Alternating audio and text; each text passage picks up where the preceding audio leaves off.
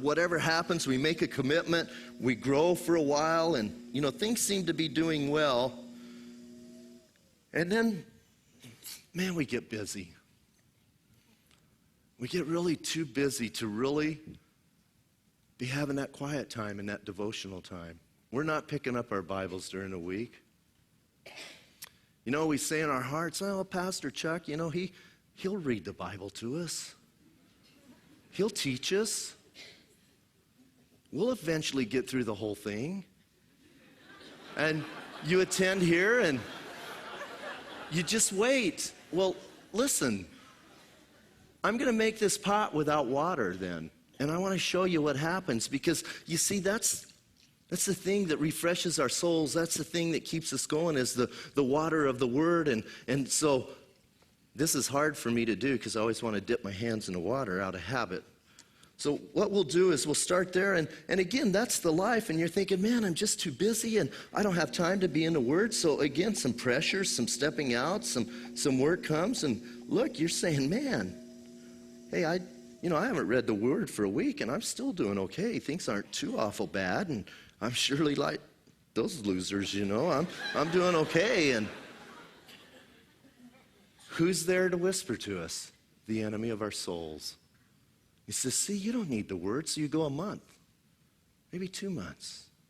A little bit more pressure comes, and you see, you have that squeeze in your life, and you go up, and once again, it's not horrible.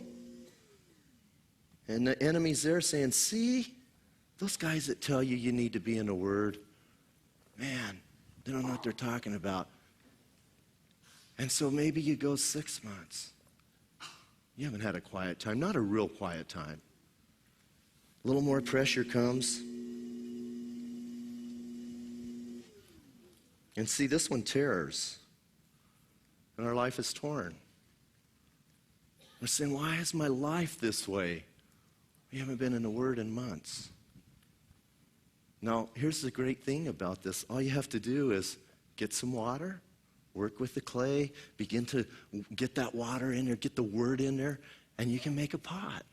You see, the choice is yours. You need to decide, man, you know what, man, I see that doesn't work. In our church, we encourage people to read through the Bible every year. I think that's important. I think as Christians, it's just like breathing air. We should be reading our Word. It's life to us. So we'll take this guy, and this is a guy that, he thought he didn't need the Word, and we'll put him up here next to this other guy, and he'll have a sad face, and we'll stick him right here, and you keep an eye on him. So we have these guys that we're watching here.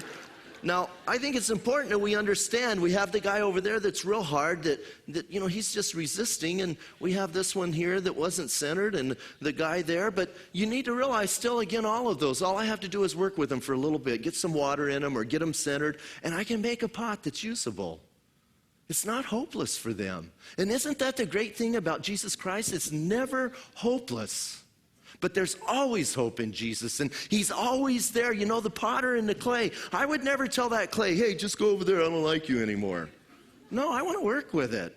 Especially when I was doing this for a living, man, you get hungry, and you're thinking, man, I like that clay, Come back here, and you'll work with it. And the hungrier you are, the kind of skimpier you are with the clay, because you're not going to waste any.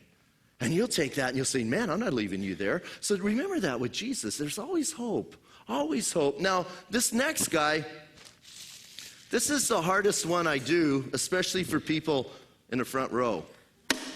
This is the one, this one scares me. This is the one, can any of you relate to being impatient? No way, huh? In our society, I don't know about you guys, but I think like microwaves are really slow now. When they first came out, they seemed so fast. And now they seem so slow, a minute to boil water. I can't believe that. Well, I think a lot of us are like that in the Lord. So we have this guy here who's just, come on, Lord, I can't wait for you. We got to hurry up and do this. We got to hurry up and do that. So what I'm going to do is I'm going to demonstrate the guy that's wanting to get ahead of the Lord. And this one is scary because I'm going to speed the wheel up. Now, did you notice when I made a pot, how slow and methodically the wheel turned? It didn't turn real fast, did it? I didn't notice that for a long time in teaching this, and I was at a church, and the pastor came up later, and he goes, man, the thing that I noticed is, man, that wheel just turned at a steady pace, and I'm one who always gets in a hurry, and I thought, oh, I got to add that. So this ministry is great. It just grows. Now, so this one is scary because it could fly anywhere, and I really debated doing it here because I really don't want to get it on the carpet. I did it at our church and now it's getting quiet, isn't it? I did it at our church, and if it flies out there, someone lay down and catch it, So I don't think it'll go that far. I did this at our church, and boom, it went out on the carpet. Luckily, I knew the pastor, and it was okay. But let's see. Now, see, that's fast. And some of us are going, come on, Lord, come on, hurry up. Well,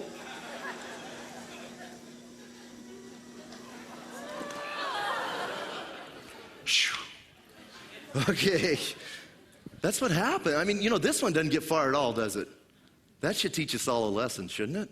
Be patient, man. Wait on the Lord. Don't try and get it. This is the one that is the quickest, and praise God it didn't go on the carpet. And we have him. So, this guy, what we'll do is we're going to take him, and we'll put him, I always just kind of like tuck him back here because he needs to hide for a while. So we'll put him back there and leave him out of the way.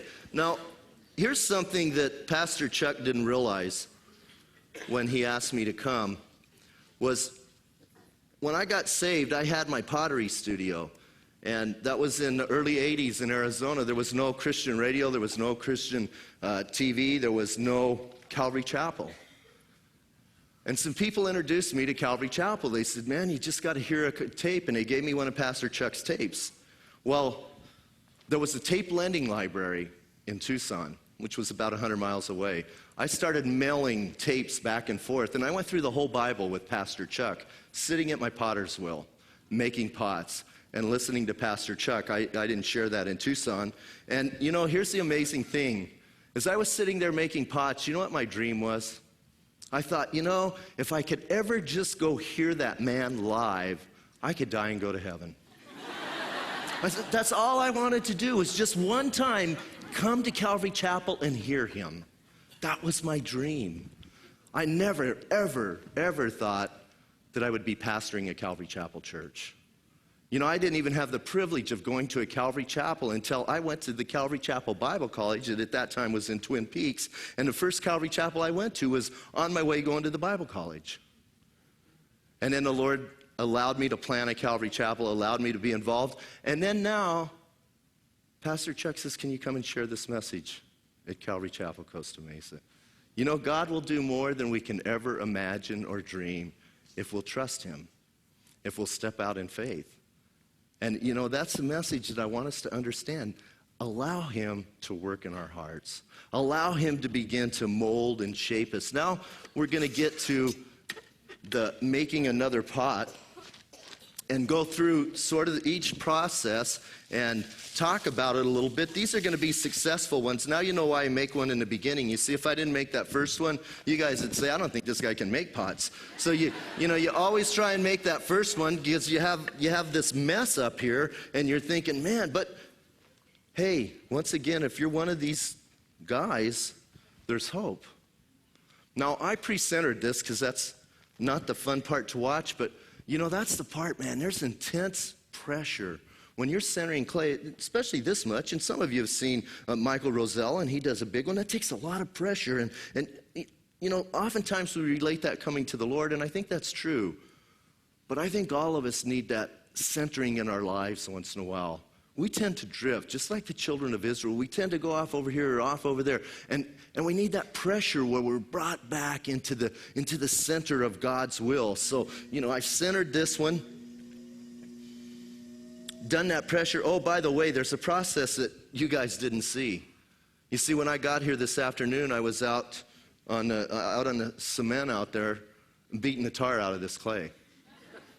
You see, you got to work it and get all the air bubbles out of it. You've got to kind of be rough on it. And, sometimes the Lord has to do that to us, doesn't he? He's got to kind of, and we're going, man, that doesn't feel good.